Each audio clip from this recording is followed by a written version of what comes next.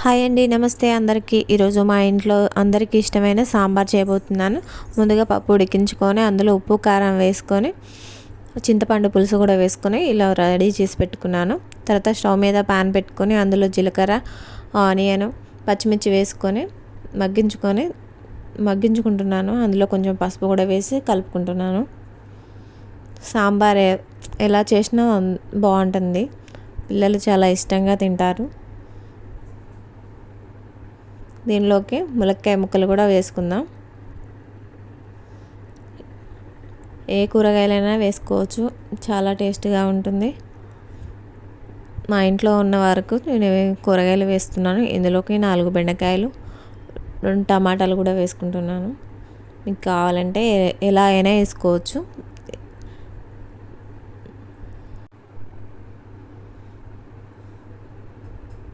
వేసుకొని బాగా కలుపుకోవాలి.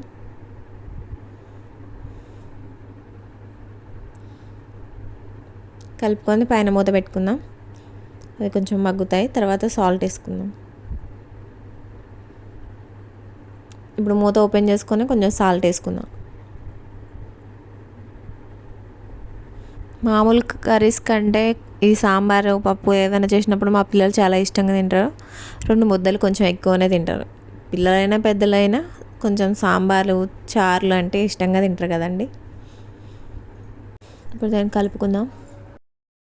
సాల్ట్ నేను ముందే చారులో యాడ్ చేసుకున్నాను. ఇప్పుడు ముక్కలకి కొంచెం ఉప్పు పడితే టేస్ట్ బాగుంటుందని కొంచెం లైట్గా వేసుకున్నాను. ఉప్పు వేసుకొని కలుపుకుంటున్నాను. దీనిపై ఇప్పుడు మూత పెట్టేసుకుందాం. ముందుగా ఇక్కడ రెడీ చేసి పెట్టుకున్న చారులోకి మగ్గిన కూరగాయ ముక్కల్ని కలుపుకుందాం. ఇక్కడ కూరగాయలు కూడా మగ్గిపోయినాయి. దీన్ని చారులోకి యాడ్ చేసుకుందాం. సాంబార్ కొంచెం బాగా మరిగేదాకా స్టవ్ మీద పెట్టుకుందాం. దీనిపై కొంచెం లైట్గా మూత పెడదాం. ఫుల్గా పెట్టకుండా పక్కన జరిపి పెట్టండి. పొంగితే మళ్ళీ స్టవ్ నిండా పోతుంది.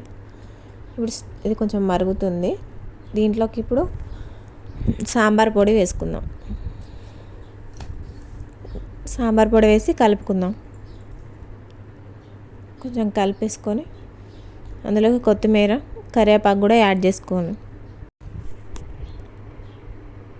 ఇప్పుడు ఇందులోకి కొంచెం కొత్తిమీర వేసుకుందాం. దాంతోపాటు కరివేపాకు కూడా వేసుకుందాం. కొత్తిమీర, పుదీనా కూడా బాగుంటుంది. ఇప్పుడు పుదీనా అయితే నా దగ్గర లేదు, అందుకే కరివేపాకు వేసుకుంటున్నాను. ఇవి వేయడం వల్ల సాంబార్ స్మెల్ కూడా బాగా వస్తుంది. ఇప్పుడు దీనిపై మూత పెట్టేసుకుందాం. ఇది రెడీ అయింది.